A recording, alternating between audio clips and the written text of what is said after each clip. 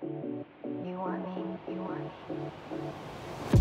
I need you, I want you, you want me. I need you, you want me. I want you, you want me. I need you, I want you. Salut.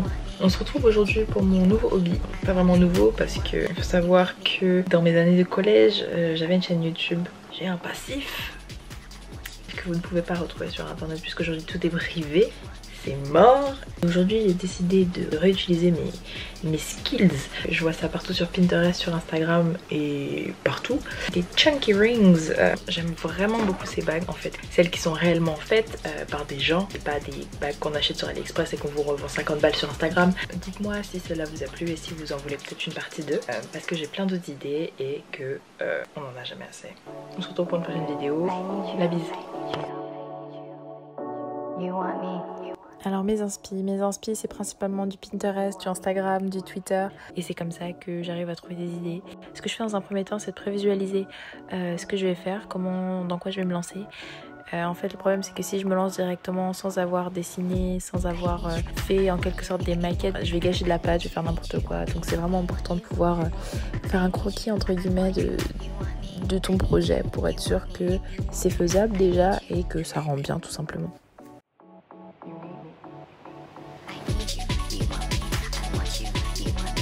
Pour les outils rien de ouf, moi j'avais une ancienne lame, c'était pour de la poterie il me semble, c'est vraiment le plus pratique. Je recommande pas la lame de cutter par contre, c'est le seul truc qui coupait bien et que j'avais sous la main mais c'est vraiment pas recommandé parce que c'est vraiment pas safe du tout. Le quatrième outil, l'embout importe peu, c'est vraiment juste le manche qui nous importe, donc tu prends un pinceau à maquillage, tu prends un stylo un peu rond, un crayon, ça passe très bien.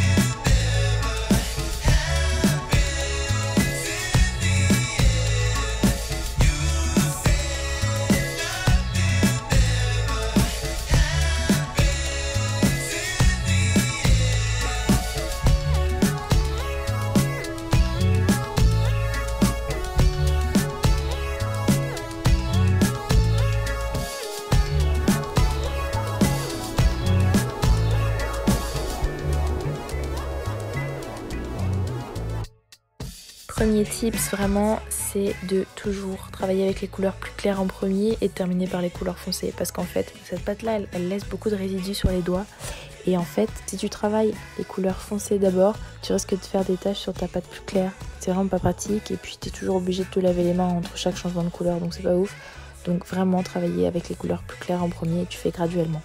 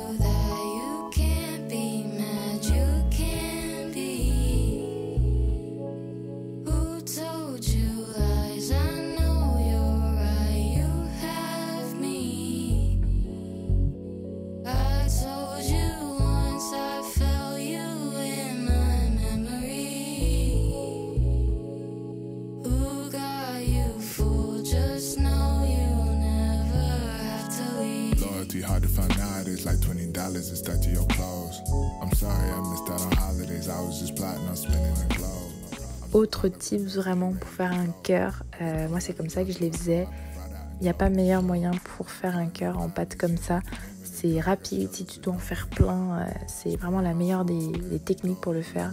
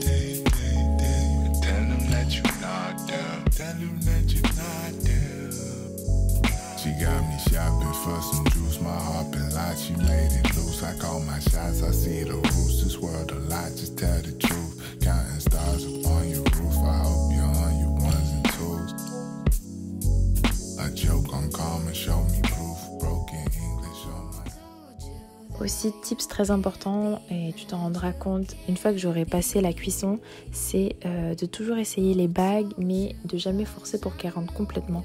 En fait, si tu arrives à les mettre complètement sur ton doigt, ça veut dire qu'elle est trop grande, parce que la pâte Fimo, en fait, c'est une pâte qui accroche un petit peu sur le doigt. Ça glisse pas vraiment, ça glisse une fois qu'elles sont cuites en fait. Donc si tu arrives à la passer jusqu'au bout sur ton doigt, c'est qu'elle sera trop grande à la cuisson et qu'elle va tomber. J'ai préchauffé mon four à 120 degrés, il me semble. De toute façon, tu suis les instructions sur le paquet. Et j'ai enfourné le tout de 15 à 20 minutes, plus 20 minutes pour être sûr qu'elles soient bien dures. Une fois qu'elles sont cuites, c'est vraiment important de les laisser durcir, de pas trop les manipuler parce que de 1, c'est super chaud, et de 2, tu risques de les casser parce qu'elles sont toutes molles.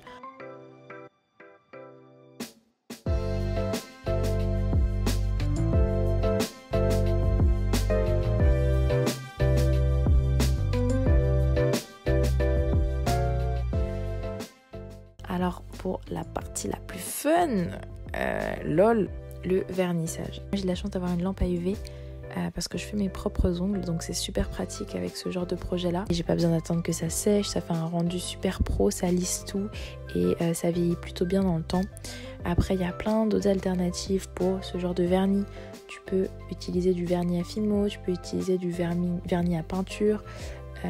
Tu peux aussi même utiliser du vernis top coat. Le souci c'est que ça vieillit très mal. Il me semblait qu'à l'ancienne, quand j'utilisais ça, quand j'étais vraiment à court de solutions, j'utilisais du vernis top coat et quelques mois après ça colle un peu, enfin ça accroche, donc c'est un peu bizarre. Mais si t'as vraiment que ça, un vernis top coat, ça convient très bien. Ensuite pour les couleurs, tu peux faire plein de choses. Encore une fois, moi c'est du gel UV, mais tu peux utiliser des Posca, tu peux utiliser du vernis encore une fois, ou même de la peinture acrylique, ça passe très bien.